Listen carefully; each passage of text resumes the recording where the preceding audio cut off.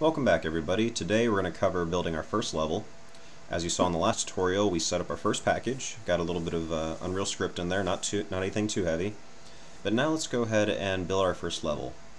So what we're going to do is inside the UDK front end which we had open last time, you're going to go over to Unreal ED, which is Unreal Editor.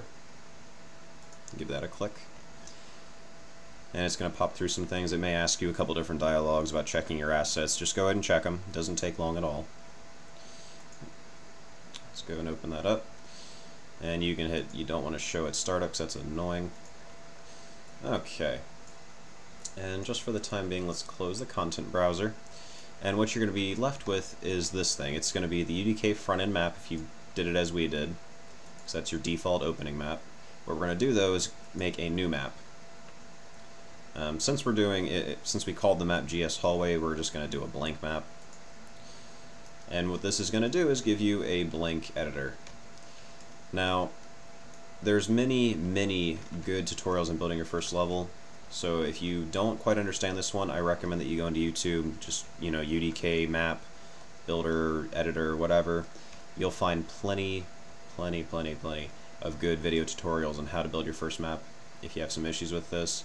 But it's fairly simple, so hopefully no one will get snagged on this. First off, let's do a couple different terms.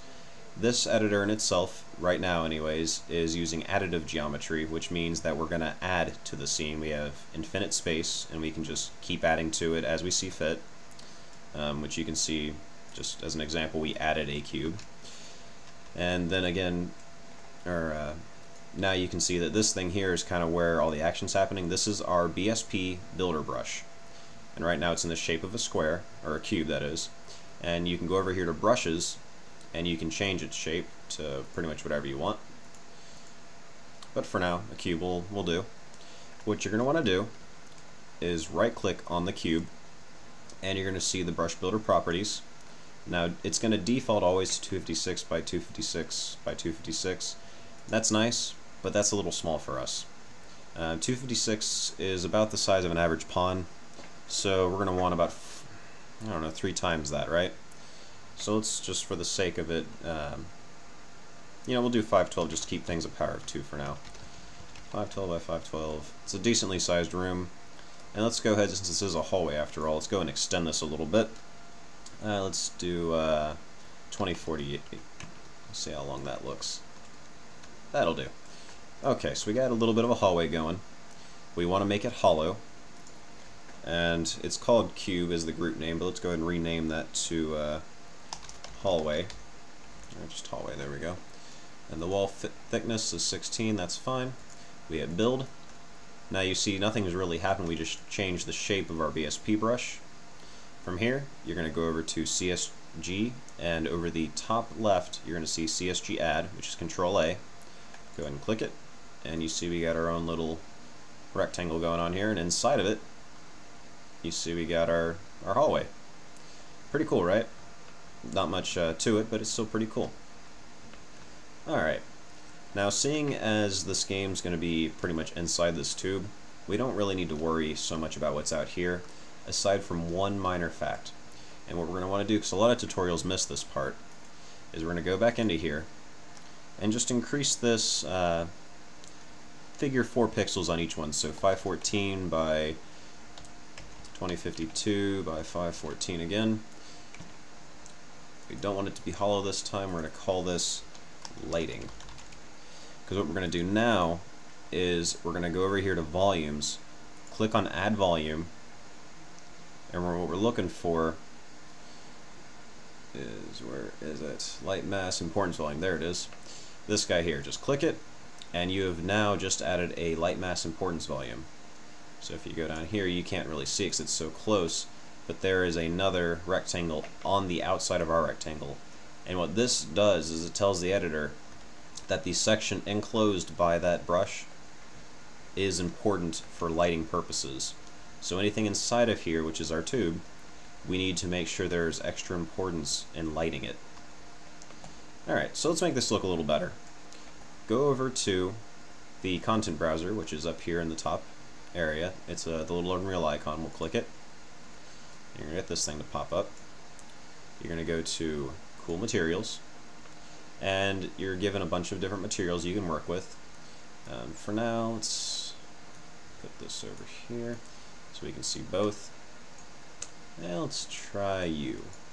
And just so you guys, if you missed that, you click, drag, and drop right onto the brush, and you'll get a nice little thing going for your material. Let's find a good wall material.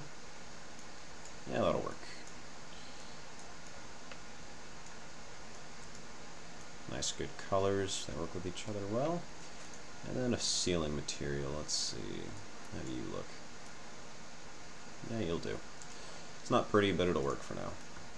Alright, and as you can see, we now have a fully functioning tube that's been, it has materials on it anyways. Now let's go over here. Let's actually get our coordinates right. So there's our X, there's north. So we're going to go to our western area, which, just so you guys who missed that, here's your little compass down here. X is in the positive direction, Y is in the positive, and so is Z. So that would make it north, or at least the north that I always use. Whether that's the true and real north, I'm not sure. You're going to right click on the ground, do add actor, and add a player start. And you can pull it out a little bit if you want, but what this is it's a spawn point, basically. That's typically an easier term for people to grasp as a spawn point for our pawns to spawn at. And we're going to look up, go about middle of the room, and take a look up at the ceiling and right click towards the middle, add actor, add a light, a point light that is, and bring it inside the room. And as you can see, the lighting's changed. That's because the engine's trying to actively render it. And what we're going to do is go over here to scaling mode, which is this one up here. You got two types. You got scaling mode that is distributed across all three planes, or non-uniform scaling as they call it, which is where the scaling happens only on one of the planes at a time. You can actually tell the difference by the colors. So we have all three colors for different planes, and then if you do uniform, it's got all of them as the same. It doesn't matter which one you do in this, because you'll see the lighting difference as you drag it. It'll get darker or wider. But if you actually back up, you can see this sphere that's being denoted by these two circles. That's your lighting sphere. What we're going to do is extend it until we have enough lighting, just enough so it's darker on the edges, but lighter in the middle, but you can still see everywhere. Okay, so we got lighting, we got a player start, and we got our tube. Now, one last thing we're going to do is, as you can see when you look, let's actually go back to translation mode. So we'll snap onto him. And as you can see, there's these 4 white lines pointing towards north, like that. And that's because that's the true north, of course. And what we're going to do is rotate this. We're going to go to rotation mode and turn this 90 degrees. And as you can see now, that arrow is now pointing towards east, which what this arrow denotes on a player spawn is which way the player is going to be facing when he spawns. Alright, so that's good. Now let's go ahead and save our map. So save all. You're going to get this thing popping up. We're going to call it GS-hallway. And we'll save that sucker. Now, you could play it if you wanted to. You could, go play from here. You won't be able to say anything, though, because we haven't done the lighting. So what we're going to have to do is go to build, and just for the sake of it, we're going to do lighting by itself. We don't want to use light mask just for the purpose of this because it takes forever. On your own, you're more than welcome to. And of course, you're going to get a couple of these different errors. Anything that has an invalid GUI ID means the paths need to be rebuilt. Production lighting, obviously, because we didn't use light mask. Now, kill Z, what kill Z is if you go into here, let me find it real quick. I believe it's zone information. It is. Excellent. Kill Z is how far the player can fall, or let me rephrase that, is what Z value they can hit before they die.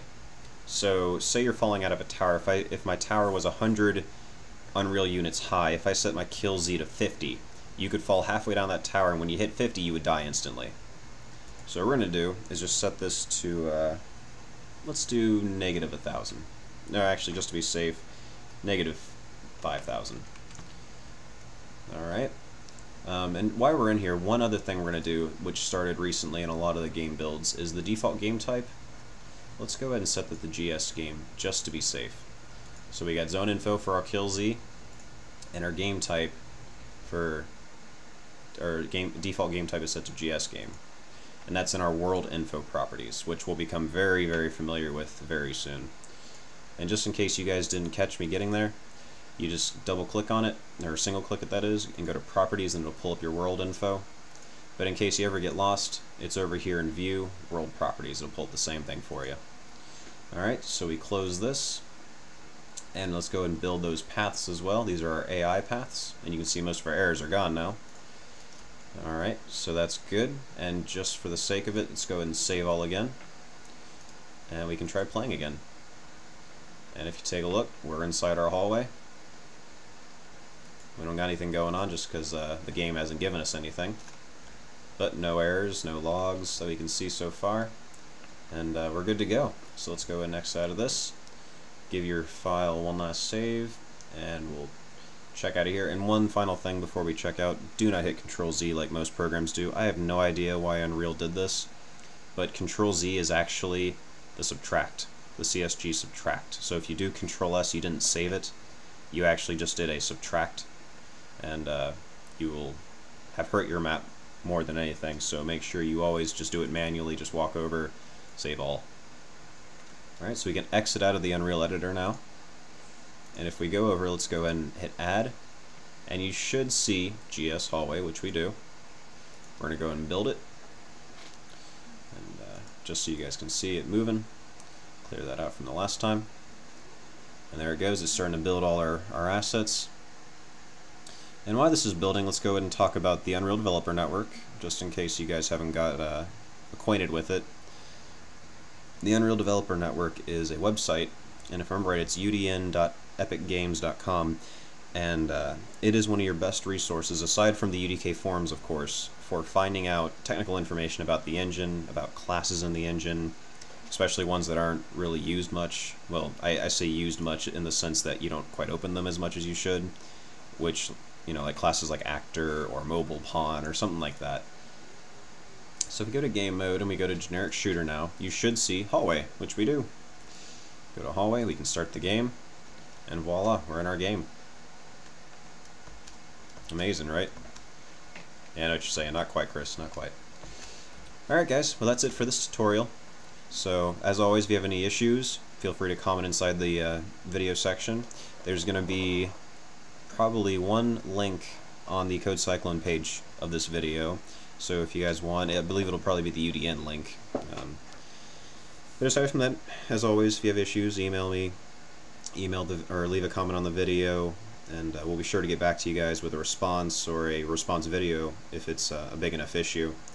And as always, thanks for checking in, guys. Take care.